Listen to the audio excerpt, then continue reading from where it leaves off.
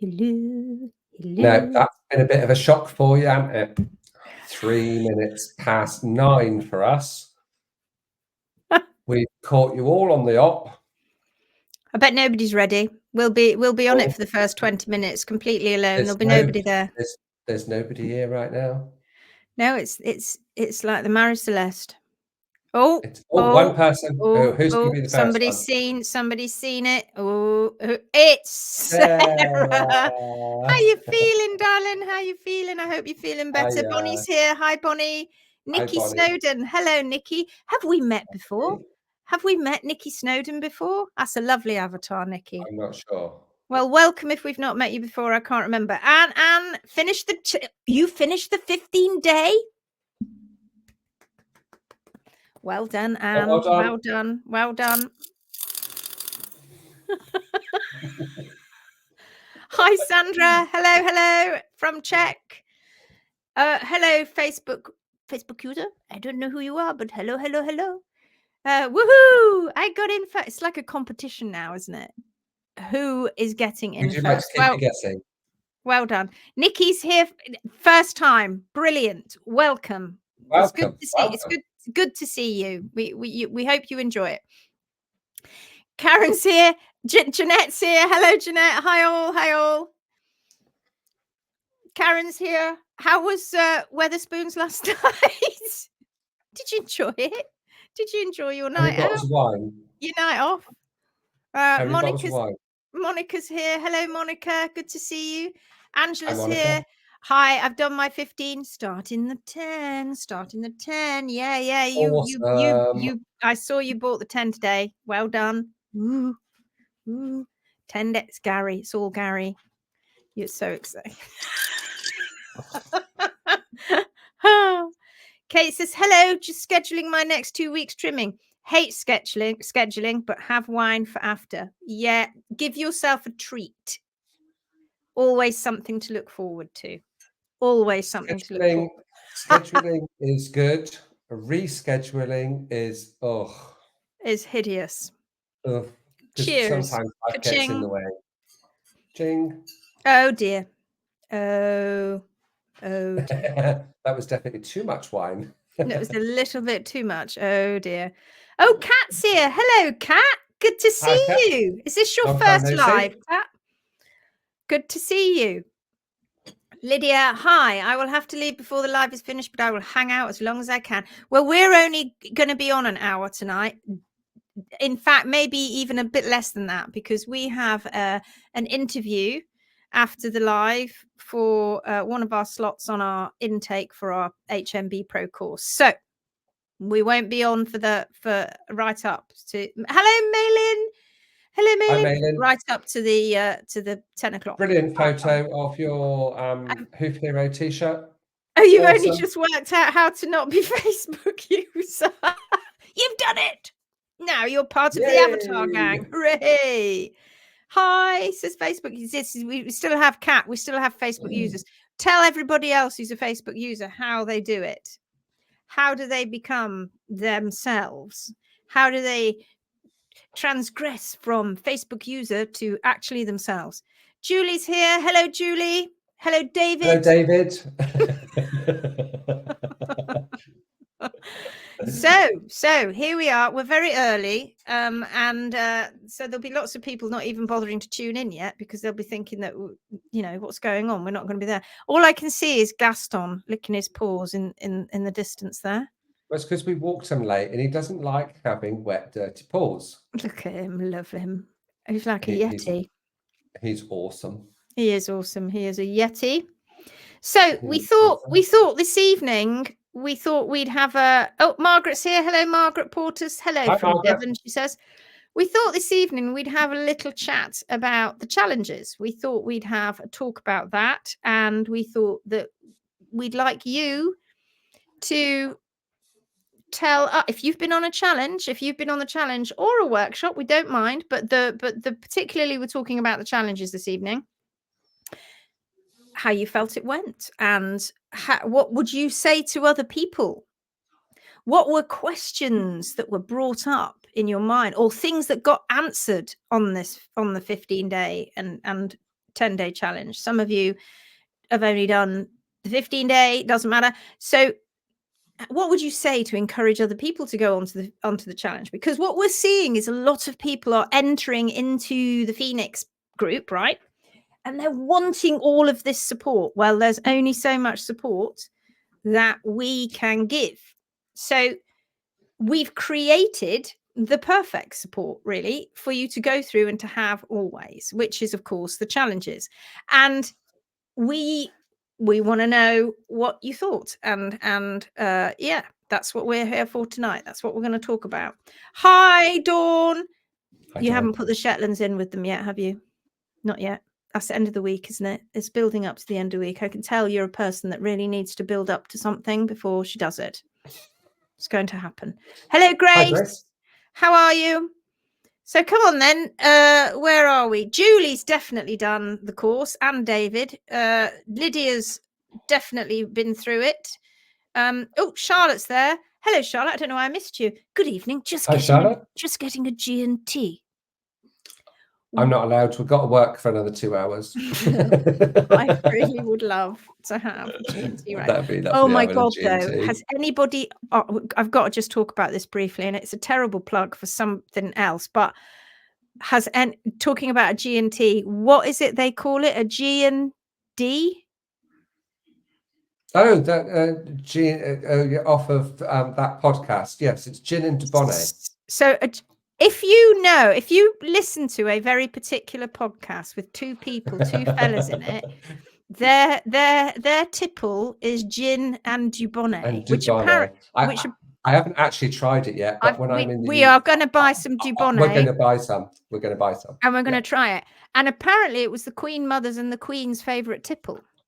It was. And dubonnet is alcoholic, isn't it? I think. And so is gin. Yeah. So it's not like a gin and tonic. No, this is gin and dubonnet. So so anybody ever had gin and dubonnet? And if you know what we're talking about, you'll know the podcast we're talking about, which I have to say is one of the most funniest things I've ever listened to. I know you think this is funny sometimes, but my God, that's hilarious. Lindsay, had never heard of this podcast, and it was probably only a couple of weeks ago, wasn't it? Oh, God, it's got to be 3 weeks, maybe something like that. They've been going 6 years. I know, as I've done my research now, of course. They've done this. They've been going 6 years, and oh my God, it's so funny and easy listening, easy watching, but definitely adult. Very much so. It's very adult, and I'm guessing you can get it wherever you are in the world. You can get this podcast, and it's basically two fellas they're like agony aunts, is effectively what they're doing, and unqualified agony aunts. And one of them is a DJ who comes from a very poor so he says he comes from a very poor common background. Says he. No, I'm just saying what they say. And then you've got the other guy who is incredibly posh, and he is all about etiquette and social etiquette. And they are hilarious. And the two of them, basically, their producer, people write into the show, and the producer chooses things, and they've never seen it before, and they give it to them, and they have to read it out. Oh my God, it's hilarious. And anyway, they drink gin and dubonnet. Jeanette says gin and dubonnet is fab. Well, we're going to try it. Libby's here. Hello, Libby. Hello, Libby. Facebook was hello from Western Canada. Jane's here. Jane Verdon Lewis. Hello. Hi, Jane.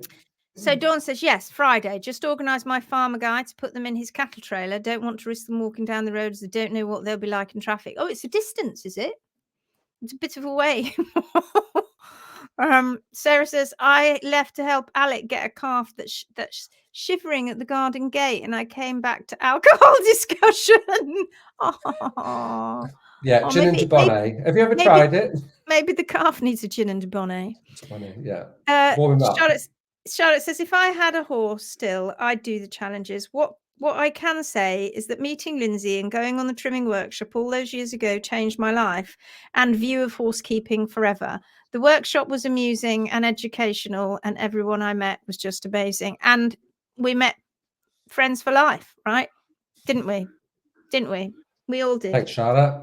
Thanks, Charlotte. And back in the day when we did workshops, they were really only for my clients. That's who I was doing the workshops for. That's how it all started. Yeah, for them to just come and learn more. And I could get everybody in the room together and I could get them to meet each other and make friends. Because so that's why we do the group session on the 10-day challenge, so people can get in and they can say hi and they can meet people. And yeah, it's how we started creating a family. And we had the HM family, didn't we, for a long time? The HMers. That's right. The HM clients, that's who the family were before the Phoenix group began. Way before, many years before. Kat says, this is how Kat's just describing how you get your avatar up there. So if you wish to be seen, go back to the Phoenix Way page, top left, then click on the link above the live vid, then click yes and agree, and then pop back here, and then Lindsay and Gary can see who you are. Brilliant. Thanks, Kat. That's fabulous. Couldn't have put it better myself. Couldn't have put it. Could you come in and do that every time we're on a live? That would be fantastic, please. Thank you very much. Trisha. Hi, Trisha. Jenny's here. Hi, Trish. Here for my daily fix. Hi from New Zealand. Julie Bradbury says, the challenges set out a path of learning to understanding the whole horse-specific living and horse-specific diet. It helps you to explore some detail to set out how to for your own horses in order to improve all of these things. Thank you. Yes. Thank you. And that's the plan, right? You can get information. Of course you can. You can learn bits and bobs from these lives, and we have some fun. And you can learn bits and pieces from the rocket science lessons and some of the videos that we put up when we're answering some of the Phoenix people, or Phoenix members, sorry. Of course you can, but the difference with the challenges is it's structured, and we don't miss anything out. And we basically go through the foundation. We have put together these challenges so that it creates the foundation that you need to know. You don't really need to know anything else other than if you've got a complicated trim, but that's when we step in and help you even further. But if you want to become a pro, you have to have gone through these challenges, or obviously come on a 3-day in-person workshop. Hi, says Meta. Hello. Meta. Dawn says, no, only 2-minute trip in the trailer, but erring on the side of caution as roads now. I agree. Always better to be safe than sorry, as my mama would always say. Charlotte says, yes, making friends is so important because so many horse owners were so judgmental. I know, right?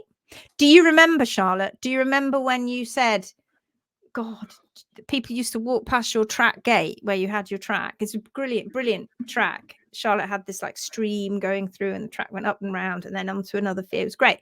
And people were like, I think at the top of your track once, somebody chucked over a load of grass cuttings. Do you remember? Up on the hill. And you were like, no. And then we had this big discussion, all of us, didn't we? The group at that time, saying, what can we do to explain to people that it's okay? Because back in the day, nobody knew what a track system was, that it's okay that horses aren't on grass and they're on a track system. And you came up with the idea, didn't you, of creating like a poster, an information poster, to put it on your gate. Do you remember that? So that people in your village, as they went past, they could learn a little bit about it. So if that's you and you're near a public road and you're a bit worried about what people might think, create an information poster, a bit like you see in the zoos, and laminate it. That's the word. It's coming to me. The word was just waiting.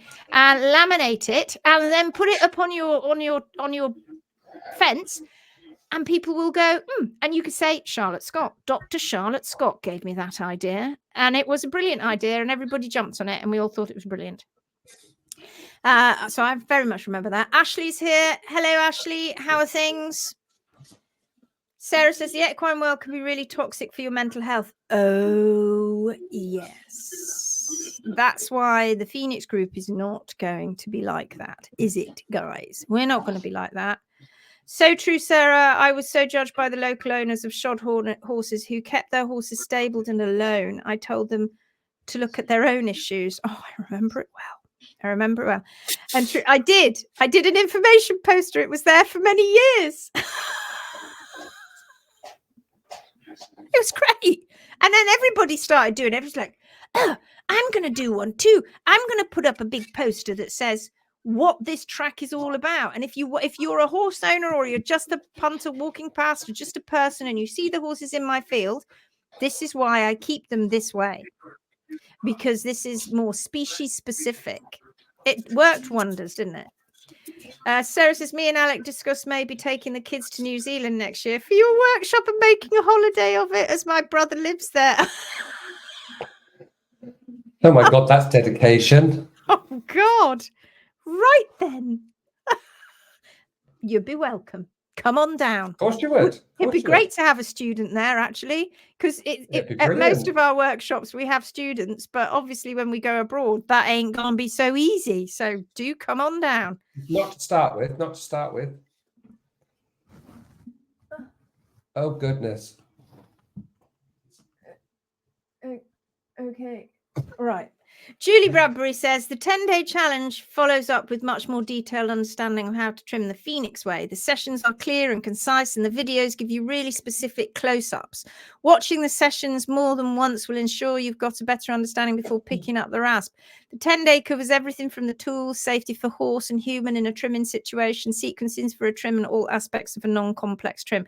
Also covers flare. Oh. And I think you've written more. And the underpants. I don't know.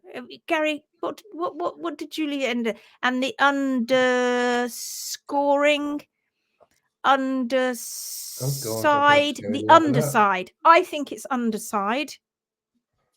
It could be underside. I'm not sure. Bear with. You'll find it in a minute. Ashley says Stumpy is great, and from a sachet of Butte twice a day. Oh, what's that on my face? To none in less than 7 weeks. Stumpy.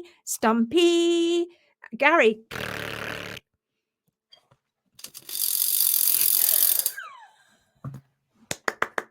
Well done, Ashley. Hold on. Well done, Ashley. You're doing so well. Ashley, that is amazing. It really is. That is very amazing. Sarah's laughing. Jeanette says, what I like about the challenges is being able to go back and look at a lesson as many times as you need to understand. Understand. That was the word. Or remind yourself of a particular subject. Yeah, right?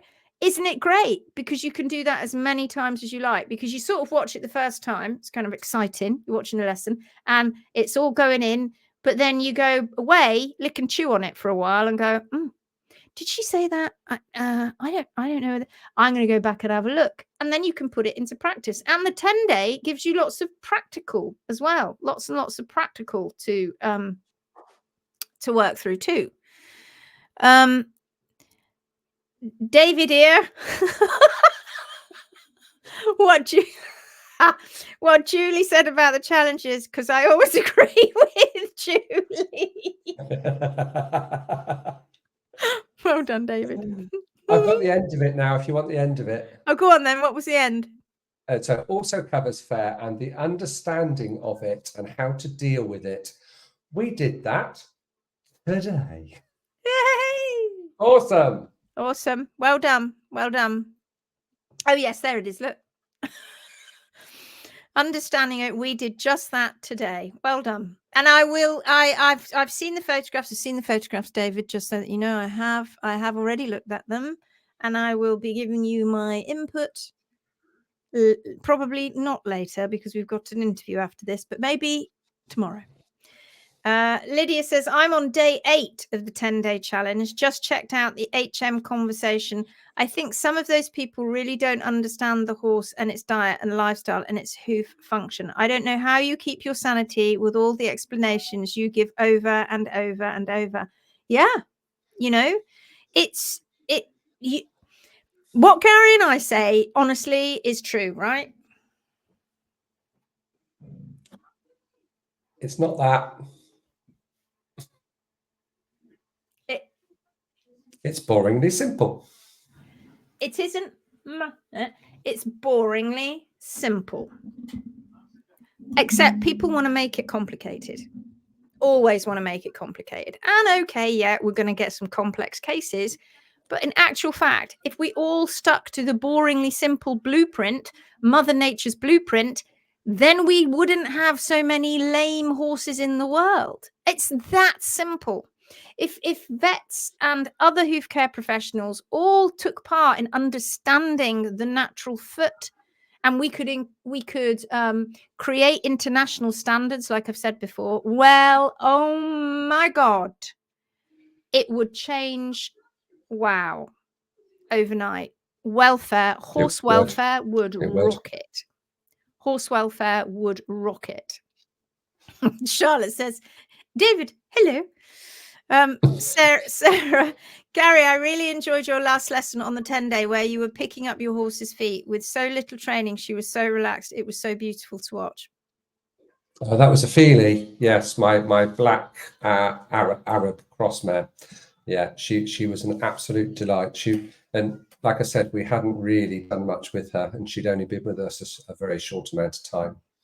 Yeah, she did really good.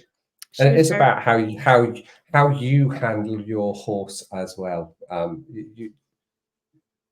They feed off your energy, and you can get so much more from them if you meet them where they are, for sure.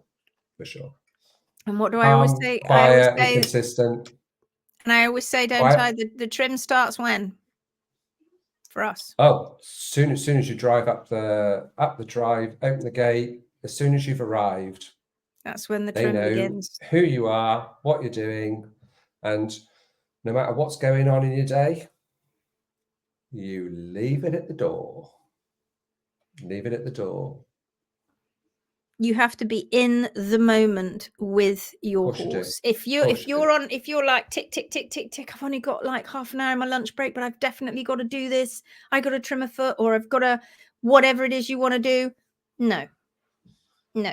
Your horse is your special time, and you have to put time aside for your horse and plan ahead. And if you are doing your trimming, you have to say, right, what I'm going to do today is I'm going to just take photographs. I'm going to bring my horse in. I'm going to have a lovely little settle session with them. I'm going to see if they're fine with me picking the feet up. That's lovely. I'm going to take lots of photos, before photos. Then on another day, I'm going to trim the front feet. And you can do things like that, but you always have to be in the moment with your horse. Tracy Kirk's here from G'day. From New Zealand. Yeah. I said that right, didn't I? G'day. I think that's a bit Australian. Trisha Ann says, I love how the challenges his inner Elvis when he shows us how to hold the hoof between our legs, how he channels his inner Elvis. Sorry. When he shows us how to hold the, oh yeah, when you're doing that. Yeah, you do. Might be too much of an American reference. It was Elvis, trust me. No, we get it. We totally get what you're saying. Hilarious. He did do a bit of that, didn't he? Don't ask me sing. Jeanette says the pathway leads you through the holistic vision of hoof and horse care. It seems so logical as you advance through the lessons. Yeah, good. And that's the purpose, right? And you're absorbed in it. You're waiting for the next day and the next day and the next day. And you become very absorbed in it and very focused in your learning. Be present when I'm trimming, listening to the horse. People get me for nervous horses rewarding. So when you are when we teach on that 10-day challenge, we talk about the horse. It's not just about the trim. We have there's a whole connection section. There's a connection section which talks and teaches you about with horses how to behave and how to be balanced and how to pick their feet up and not to rush it and be in the moment and how to help your horse stand still, because there will be people watching this evening who will have tricky horses, who will be like, nah, Gary and I trimmed, or Gary trimmed, and I held Tony today. So Tony is an Appaloosa that I have, and he has balance issues and always has had. He's got the craziest looking conformation and feet. No laminitis or anything, but if he isn't balanced properly, he gets a little bit anxious, and that anxiety comes out in the tail swishing and the ears changing and a little bit of, oh, I can't do it, and maybe a bit of a and a bite, and it's a conversation. It's a conversation that we always have, and I have treats, so I can give him some treats, and he's very grateful for that. Not like all the time, but then I go, okay, you got to stand there now, pal. And there is a technique that you do to for it, and you're not beating up on them or anything. It's a you know, a mutual thing until they're like, oh, this is actually quite pleasant, and he relaxes and he's not anxious about wobbling on his funny little feet. He relaxes a lot. Oh, yes, he relaxes a lot. He lets his willy out. Anybody else got a gelding who does that? That when you're doing anything with them, and you're doing any horsemanship with them, or they just let it all hang out. Anybody else experience that? It's interesting, isn't it? Being the odd one in discussions, there is a weight in being able to say, actually, I have 5 weeks education in NHGC, which is 5 uni points. Yes, sirree. I also love the quizzes, which help check if you really understood it or not. Yeah, they're fun, aren't they?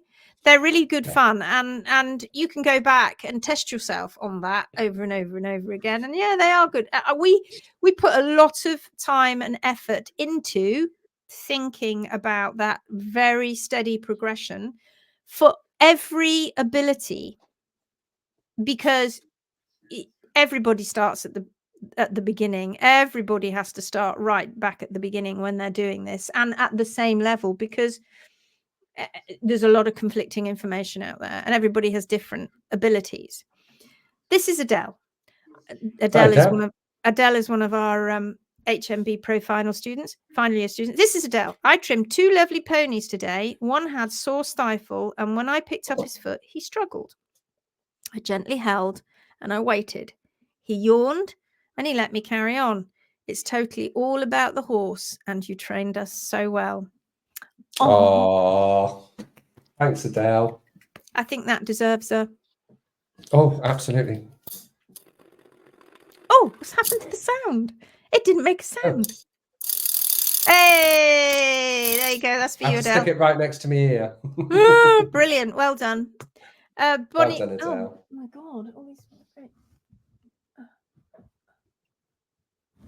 In a minute, it's going to be so big that we can't actually... Bonnie's isn't going to be complete either. One of my many things from the 50. One of many things from the 15-day challenge is how much is negatively happening within the hoof capsule because of the personal preference trimming. Right. And I have learned and used many of them as I was searching for how best to trim my horses. Oh, Gary, let me tell you what Bonnie was telling me yesterday. I am understanding now how my own management and feeding has also negatively affected the overall health and hoofs. Absolutely. This is the thing that we tend to forget, don't we? Because we're searching for that foot answer all the time, and we tend to forget actually a great deal of that answer is within us. The 15-day challenge is empowering me already, and I'm only starting day 7 today. I've had many, many moments of, oh my God, I wish I understood this. So, oh my God, that's brilliant. Is there an ending to that? Go on. So, oh my goodness, I wish I understood this sooner. I'm looking forward to finishing the 15-day, signed up for the 10-day challenge, and really considering doing the VIP when I finish the challenges. And I've been trimming for at least 15 years via many other theories, and still was searching for more answers. I'm now getting them. Awesome. Thank you so much, Bonnie. That deserves a ratchet. Oh, yes. He's dying. Me too. I got caught out on the 15-day quiz. I wasn't disappointed because I just went over what I didn't get. Of course you did. And that's what it's for. It's just to consolidate. It's to consolidate your learning so that you know what you're doing. And don't be frightened about the quizzes, guys. They're just fun quizzes. I can't remember what we put in now, but they're things like Wordle and what word is meant to go in here and that sort of stuff. It's fun. Sometimes matching pairs, I think. Yeah. After completing the challenges, I now feel like a Bond villain. We are now fully committed to helping to take over the world. That was from David. That was David. It feels like that, doesn't it? Awesome. Awesome. Oh, all I need God. now is I need my white cat to be on my lap. I was going to say, if my cat was in here now, I'd have him sat on my lap. Gold RASP. Oh my God. No, gold. That's not, it doesn't work, does it? It's going to have to be gold nippers. That sounds better. That sounds better than gold RASP. Gold nippers, the man with the golden rasp. Do do do do do. There you go. Oh goodness me. Always on 5 legs. I don't understand. Oh, yes. Yes. Oh, I do understand. You do understand. Do understand.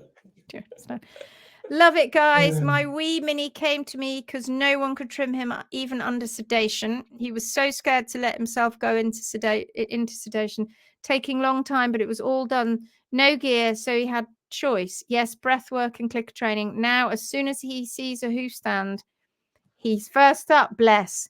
It's got to be a positive positive awesome. experience. Oh, Gary and I have countless number of horses that we have taken on, not just us, but many of our HMB pros, where they have gone. We are told before we turn up, oh, my horse either doesn't like chaps or doesn't like the tools or doesn't like men. That's a biggie. Doesn't like men. My horse doesn't like men. And I always have to have him sedated or her sedated, and she just can't stand up. And all of these things we hear and we're like, and then when we've gone through the trim and the rope's lying on the ground and the horse is like, and the owner's like that. How did you just do that? How did you just teach me what you just did? That's magical stuff. And we're like, get on the 10-day challenge. Yeah, we have a Welshie who shows his excitement at meal times. Yes, my Oscar drops his sheath a lot. Yes, that's so polite. My horse always drops. Oh God. I feel I've started something. We call Dougie's sheath his lipstick. His lipstick's out. David, maybe we need capes in the merch. I'm thinking lycra, like Mr. Motivator, but badass. Oh no. Oh no. Oh God, no. Oh God. You're not seeing me in lycra. That ain't gonna happen. Oh dear. Oh.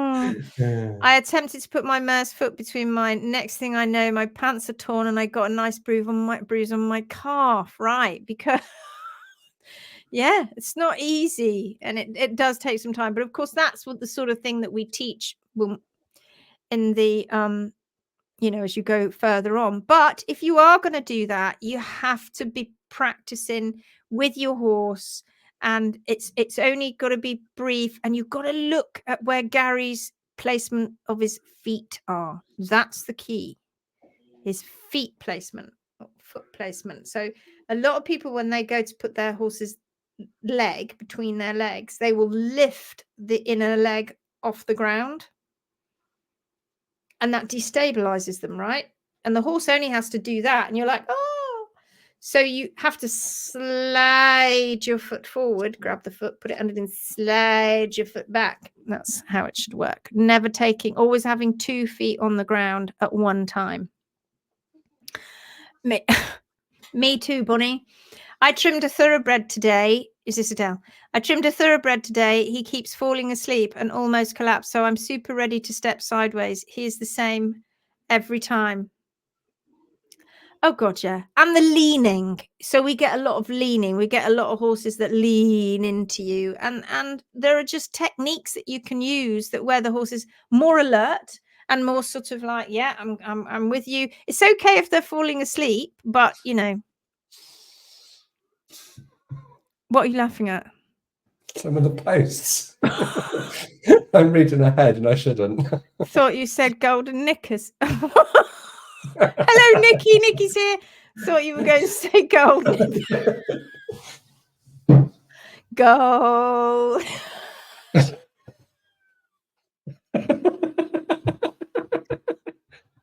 Gold nippers. Mm. God, it's turned into hysteria. Yeah, not again. He's the devil show off those to hang in the wind. What's it about it? They're like, oh, this is lovely. Out it pops. Think Lindsay should create a theme song to post in the Phoenix page when we all need to band together for HM page. Gold nipples.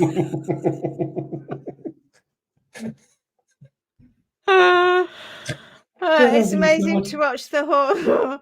It's amazing to watch the horse realize that they can trust the trimmer because they're making them feel better. We get that too. Oh my goodness. Yeah. And it's massive for owners. It's I remember one of the first times that ever really properly happened to me when a lady came to see me trimming at another because this happens all the time. People come and watch as well. You get an audience. You tend to get an audience. And she came to watch because she was a friend of the of my client, and she said to me, she was almost in tears, and she said, I have this beautiful horse and called Rosie, and she hates men. She won't let anybody trim her, and I'm really worried that I may have to have her put to sleep if we can't fix this. And I'm like, what? And she's going, I know. And she's so beautiful. Well, I turned up and me and Rosie became best mates. And there's a picture of me standing in front. Rosie was because she had stables where they were waiting to be trimmed, but they never lived in their stables. It was just where she'd bring them all in and they'd be waiting in line. And there's this lovely picture of Rosie with her head out of this. She's a big horse out of the because I'm chatting as normally I do, quite verbose. Yak yak yak, and I'm stood there. And somebody took a photograph of me just talking and Rosie with her nose on the back of my jacket on my back. And I could feel her there. And she was just like nodding off. It was so lovely. It was a lovely picture. I've still got the picture. I put it around once. It's these sorts of things really, really make you think, I love this job. I love this job. Look, I'm trying to be serious here. Oh, I don't know if I want to read that one. Okay. They do it stiffy when I trim the back feet. Oh, God. Never mind. Bless them, dear boys. Oh, no, Gary, I can't see the image of you in Lycra. Oh, no. Nobody needs to see that, Jeanette. No. Nobody. I have a large warm blood who is a nightmare to trim if the owner is present. She now stays away. I can trim him in the open with no head collar on. Gary is the same. I have a client like that, and I don't think it's necessarily because of the owner per se. It's the dynamic, isn't it? There is a dynamic, though. When Kay and Sue are together, they have this very active conversation all of the time, and they achieve many things. They have a lovely relationship. But standing still when I need to trim is not one of them. Kay got very ill, and she was very poorly. So I was doing Sue. And getting him from the field and bringing him in and trimming him and give him a little treat at the end, and we have a bit of a scratch, and then we take him back to the field, and all of it was lovely. And because Kay was very ill, that happened over sort of like a year, 18 months. So when Kay came back, you don't really want to tell people to, would you mind bugger off so I can do my job? You don't want to say that. And it got to the stage where she said, Gary, he's just fidgeting so much. And I just think, I love you so much. I'm going to have another trimmer. And I said, well, the problem is not me and Sue. So we turn up, we have a chat with Sue, and then she goes and walks the dog for 20 minutes and comes back, and Sue's all trimmed. Bargain. Funny, isn't it? It's the dynamic sometimes. It's just the that funny dynamic sometimes. Yeah, absolutely. Yeah. Okay, it says, my one mare doesn't like the feeling of having her foot between the legs, but I've picked up some really good tips in the 10-day challenge to put in place. Of course. And you don't have to do that. You can be just, no. You can put them on a cradle. There are many horses that we trim that we never put between our legs. Just because they can't manage it. There was one other story, and this has happened a couple of times. But the one I'm thinking of particular, this warm blood mare, she had a negative experience with other hoof care. And she would be absolutely fine as long as you didn't start with the front left. Oh, yes. If you start with the front left, she would, it's almost like something triggered in her brain, and she says, oh my God, something bad's going to happen, and she'd be bouncing around all over the place. But if you started with any of the other three, she'd be there like a lamb. And you could still go to the, obviously you're trimming the front left eventually, but as long as it's not the first one.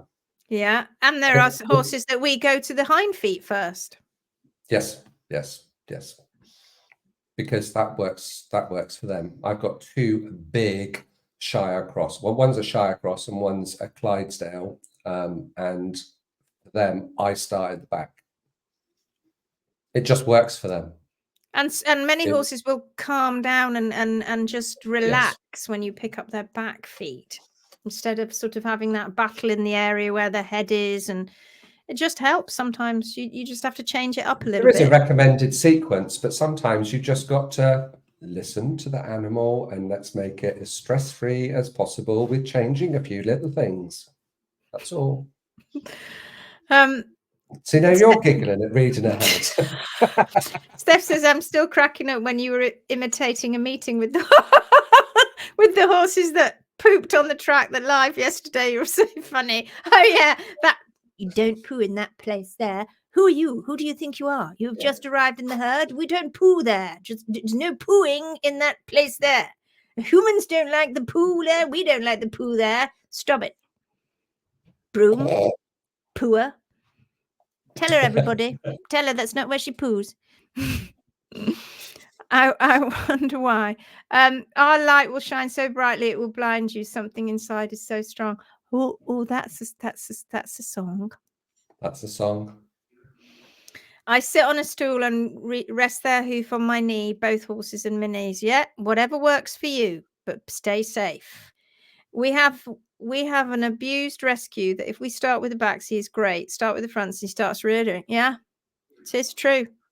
And I've had from littles to very, very big rearing, and littles. So you might be trimming, they'll be up here, they're standing on their back legs, and they're like, don't do it, Dad. And then of course you change it up or whatever. But that's quite good fun. It's like, I'm still going to carry on holding your foot down here. I'm just going to keep trimming. And the very first time, I used to have a ponytail years ago, and I had to cut it off because I'd wear my hair back in a ponytail. I had quite a long hair, and I had to cut it off because I would be picked up regularly by horses. Regularly, when I was rasping their front foot on the stand, regularly would I go woo like this and go up in the air because they grab hold of my ponytail and lift me up. So I chopped it off in the end. That worked. But I've had horses that will put their foot on the stand, and I'll be getting ready to trim the front foot, and then it's quite athletic. They stand on the stand and stand right up. So they're big horses, and up they go with their other foot, the left foot, let's say, on the stand, and they're up here, and you're like, I'll just carry on. There's this horse wafting around with his other foot like this, and the owners are like, it's okay, don't worry, he'll come back down in a minute. He'll come back down in a minute. How many do you trim on average in a day? Well, when I go to the UK, it's between 14 and 16. But I don't do that. I'm there for a short amount of time, so that's 11 or 12 days straight, so no breaks. But then that's because I'm there to do that job, and then I have a good break.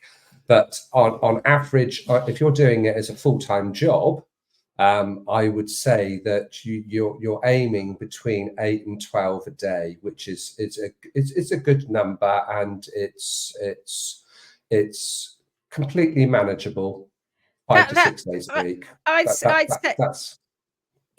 say that's probably manageable. So that is if you do 8 horses a day with obviously they've all got 4 feet, that's 192 hooves you would see in a week.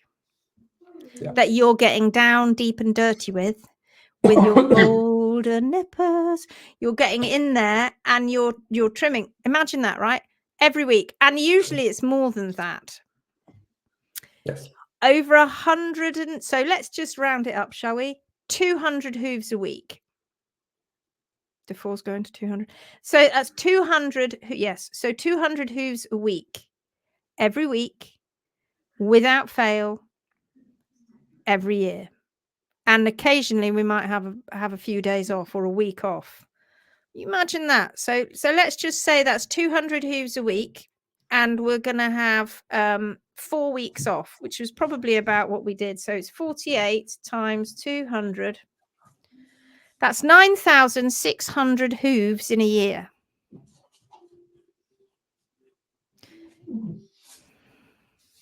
When you do that kind of level, and a lot of them are rehabbing, when you do that kind of level of trimming, you get to know the hoof. You do. And it's successful trimming as well, isn't it? And farriers that shoe and trim, we would have more horses on our books than a farrier would, without a shadow of a doubt, because they can't get through as many horses as we can. They can't get through the numbers. No. So we would be getting through more horses,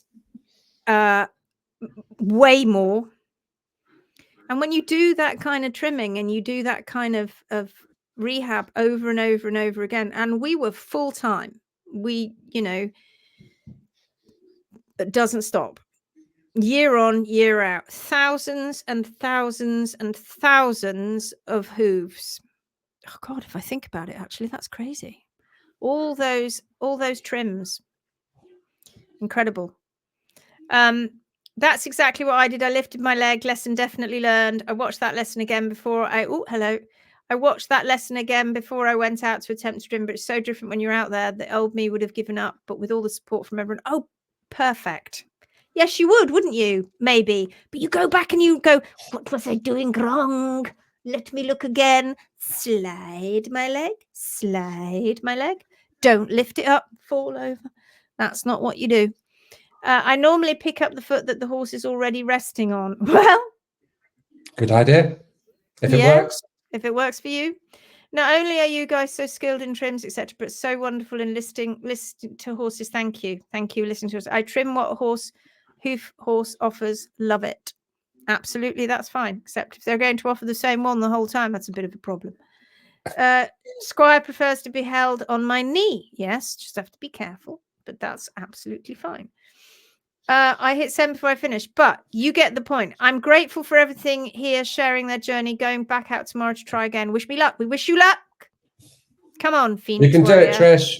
You can do this, Phoenix Warrior. Jeanette says, to get back to the challenges. Yes, thank you for bringing it back to the challenges, Jeanette. Thank you very much. To get back to the challenges, compared to just being in the group and watching the videos, when you have completed them, you have a real sense of achievement, which gives you confidence. Knowledge equals empowerment. This enables you to stand up to horse care professionals, yard owners, trainers, friends, etc., to defend your horse's well-being. Wow. All about advocating for your horse. It is. And Brilliant. who Thank you, better Jeanette. than you? Own it. That's why owners are called owners. So you can own it. That's what it's all about. And that's what the challenges are about. You feeling that empowerment. That's what we hope we're doing. That's why we call the 15-day challenge a transformation challenge. We're not really transforming your horse. We're transforming you. In the 10-day challenge, that's more about transforming things for your horse, because that's more about putting tools to foot or tools to hoof. But it is truly about empowering you to do the right thing. And you know, it's just so important that you know how this works. If you want help, you are in the dark if you haven't gone through something like this. Oh yeah, we can do the odd video for you, and oh yeah, we can put out these videos. And but truly, like Trisha Ann just said, then you think you might know, but you go to look at it and you go, oh, I did something wrong there. I know what I can do. I can go back and watch that lesson and start again and come back. Now I know what I'm doing. So it's about safety. It's about being safe around a horse, learning those simple steps to keep your horse calm, collected, offering their foot, stood there, allowing you to keep the foot up for more than 3 seconds, because that's no good if you pick a foot up and the horse just goes, no, you're not having it. Because what will happen is you'll pick the foot up and you'll be like, oh, look at this, it's great. The horse is just ready. You may even put the foot on a cradle. Yeah, we're ready. And the second you get your RASP or your golden nippers ready, you'll be like, horse puts his foot down. You're like, oh my God, I got to start that again. The amount of times we see that happening out in the field, not with our pros, because we teach them how to get over that, but it happens all the time. And you've got to teach yourself. You've got to teach yourself how to have a calm horse. Oh, David's found out how to do it. David, you look so young in your avatar. I'm amazed you're out trimming. You're very young to be doing this, but each to their own. And as long as Julie can observe you and make sure that you stay safe, you feel that you can pick up horses' hooves and trim them, then crack on. How many rasps for 1,000 hooves? I get through, depending on the weather and how well do you look after your tools, it averages around about 60 to 80 horses to one rasp. Then they need replacing. Sometimes it can be a bit more, sometimes it'll be a bit less. So that's a 320. So three or so rasps for 1,000 hooves. I'd easily get through a 320 hooves. So I'd easily get through a couple of boxes of rasps a year. Oh, easily. And potentially 2 lots of nippers. Oh, easy, yeah. I reckon. Yeah. Oh my God. I mean, these were our consumables, but it's an amazing job, because other than fuel and the occasional rasp and the occasional pair of nippers, that's it. And you're sharpening your knife, which I was hopeless at. That's it. And a bit of food. It's one of those amazing jobs where you hardly have any overheads. Any other self-employed job, you've pretty much got a ton of overheads. Not in this job, you don't. You turn up with your tools, you've got to keep your car serviced, you've got to kind of, put fuel in it. But after that, it's just you and your tools. And it's brilliant. How many rasps fallen out in a year with that many hooves or nippers or loop knives and your knees and backs? Yeah. Oh yeah. Knives, couple of knives a year, maybe more, because I was hopeless. I couldn't sharpen, or I still can't sharpen. So I either give it to Gary. I've just replaced my knife. A new one. I replaced my knife, and the one that I had previous to that, I had 5 years. Very good. Very good. But when I got a new one, you realise how much I had actually sharpened it away. And there's nothing worse, right? You've got yourself this brand new knife, and it comes in its lovely little shiny packet, and you're like, oh, it's so lovely. It's new. It's got a new wooden handle.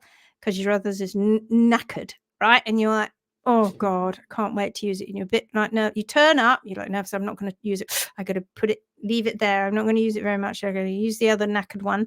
And then you're like, no, I'm going to use it. I'm going to force myself to use it. And you turn around to talk to the owner and you go, chat, chat, chat. You turn around to get your knife and it's not there.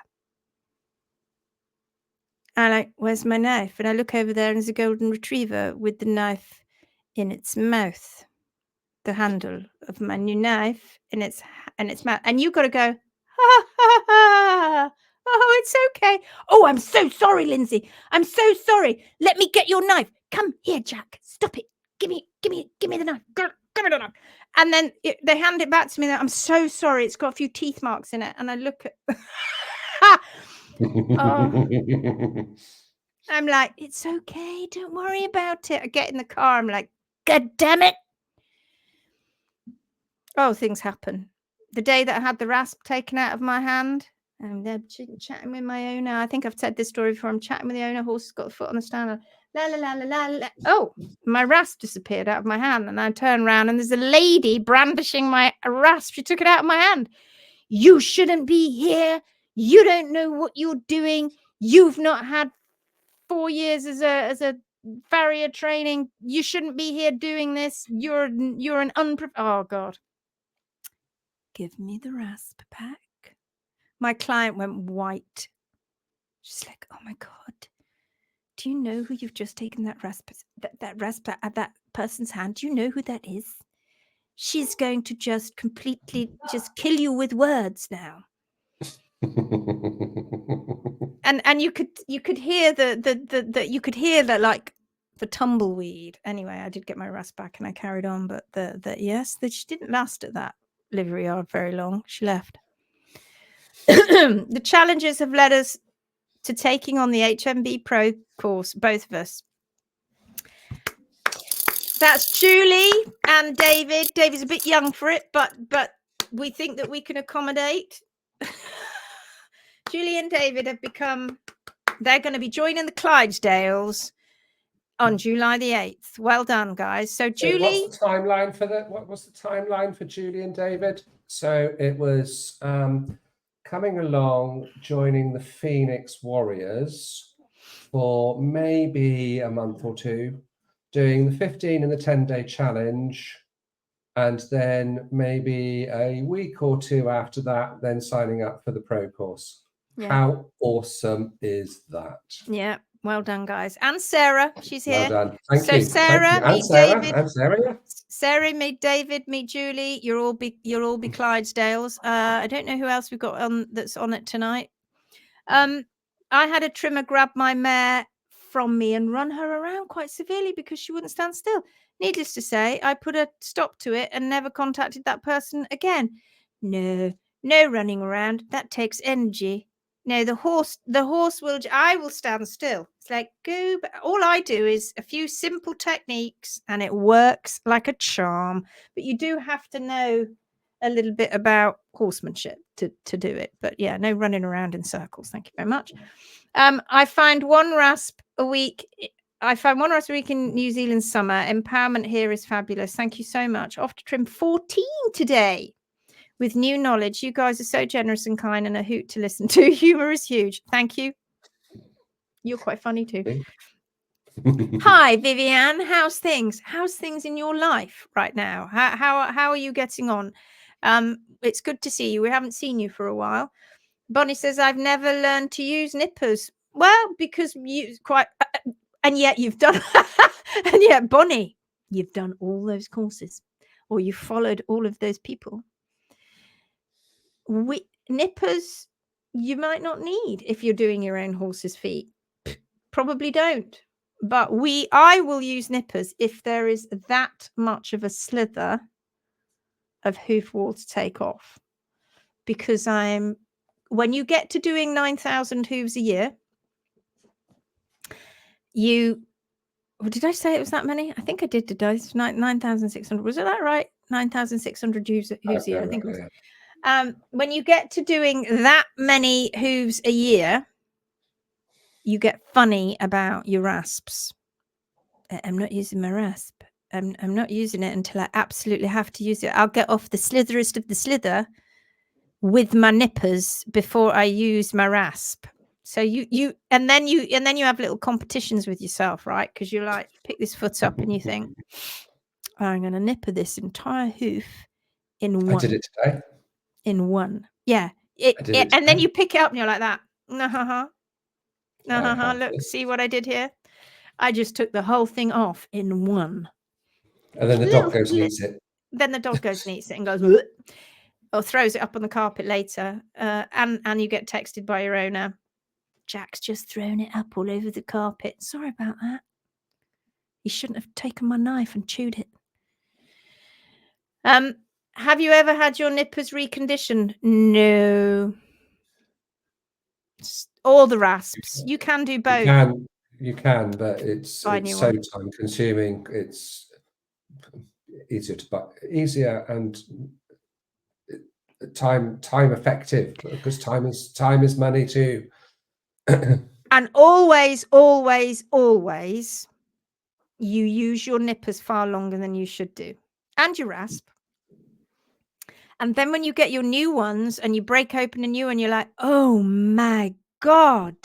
Why didn't I change it sooner? Why didn't I change this sooner? Because I'm a tight ass. But why didn't I change this sooner? Because that's been hard work. And you're like, oh my God, I nearly took my fingers off. That's incredible. It's you go far too long. Far too long. I love my Soul RASP. It's fab. We don't use Soul RASPs. But some people do. Some people use them. I've just bought a new knife with a super funky coloured handle. Oh yeah, as Batman loves that. Our lovely Batman, our lovely Louise Gendel. She's got hundreds of them. I can't tell you how many knives she's got, like loads, with all very funky special handles. And I think Sarah's just bought one as well. Kill you with words. I kill you with my words. Give me my RASP back. I will kill you with my words. We don't hang about. No, you don't. No, you don't. I'll be meeting them on the Scotland 3-day. You will. You will. And you'll be and you'll all be part of it. But you'll know each other because you'll all be in a group together. So you'll know each other anyway. Oh God, Gary, we've got to go. Oh, right. God, yes, we have. We have to go because we've got an interview with somebody. So we have to go. When I have to take my 2 weekly phone calls, I pray you've started late. Knife fetish, indeed. Right. We love you. We're off, Phoenix Warriors. Thanks very much. We have a call we have to do now. So we'll see you tomorrow night. Think of things that you want us to talk about. That would be cool. All right. See you then. Bye-bye now. Bye. Take care.